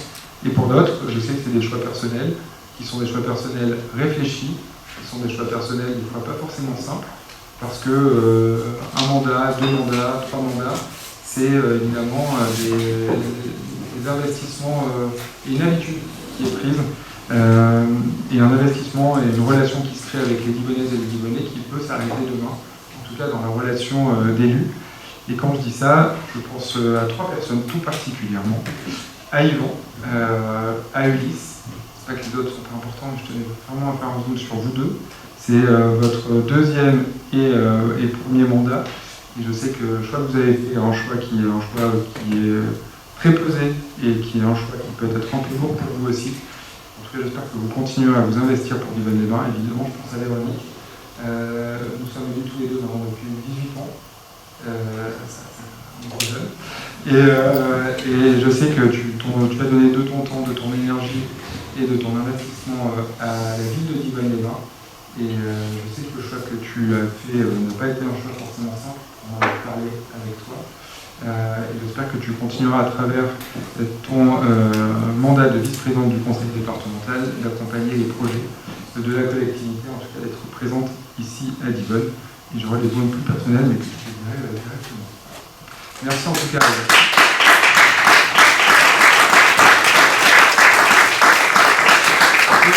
J'ai oublié certains élus, évidemment, ceux qui ont peut-être une chance de se retrouver ici. Donc je pense à Julien Creuset, à Véronique Desruas, à Marc Lebrun, à Kevin Ropas, à Eric Gavaret, à Sophie Bertuca, à Laure Caddy, à Caroline Barbiche, à Dany Dorel, à Laurence Beccarelli, à Patricia Lotte, à Amaury Guibert, à Mathieu Emery et à Daniel Masson. Et Isabelle Roffier. Oui, je n'ai pas noté Isabelle dans mon petit papier. Ça fait de la peine. Non, pas du tout, parce qu'en fait, je sais pourquoi je ne l'ai pas noté. Voilà. Et je pense que nous aurons peut-être, sous une forme ou sous une autre, la possibilité de nous retrouver ici dans quelques semaines pour retravailler ensemble, je l'espère, à la direction, j'allais dire, de la ville pour les 6 ans qui viennent. Et puis j'avais un mot aussi pour Vincent Quitrempoix et Bertrand Augustin qui arrêtent également ce soir, que je me suis attardé un peu sur la majorité. Et je voulais également vous remercier pour votre investissement, notamment Bertrand, parce que nous avons l'habitude de travailler ensemble maintenant depuis 12 ans.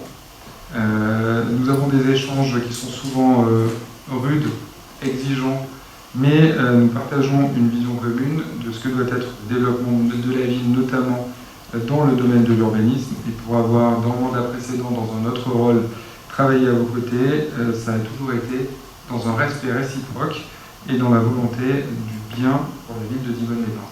Je tenais à vous en remercier. Voilà.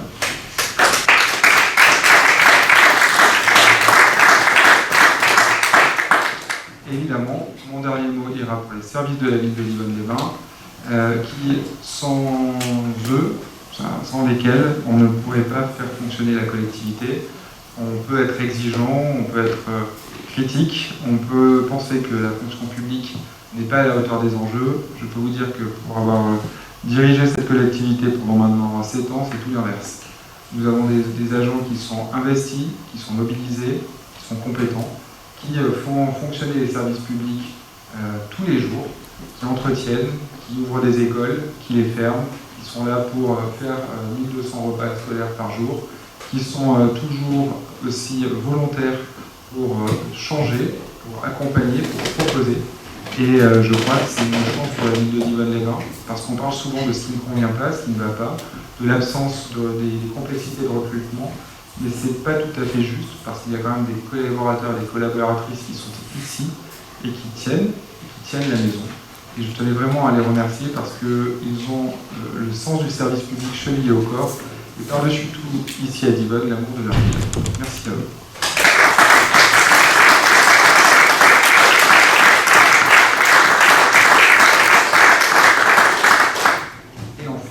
Je conseil municipal et de nous retrouver pour ceux qui le souhaitent autour d'un verre de l'amitié dans la salle de la régie.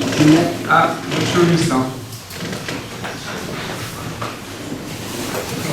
Puisque je suis pour ce conseil municipal, je voulais à mon tour remercier tous les élus avec qui j'ai pu travailler depuis 12 ans. Il y a des personnalités engagées pour notre ville et je crois que c'est important, cette action politique.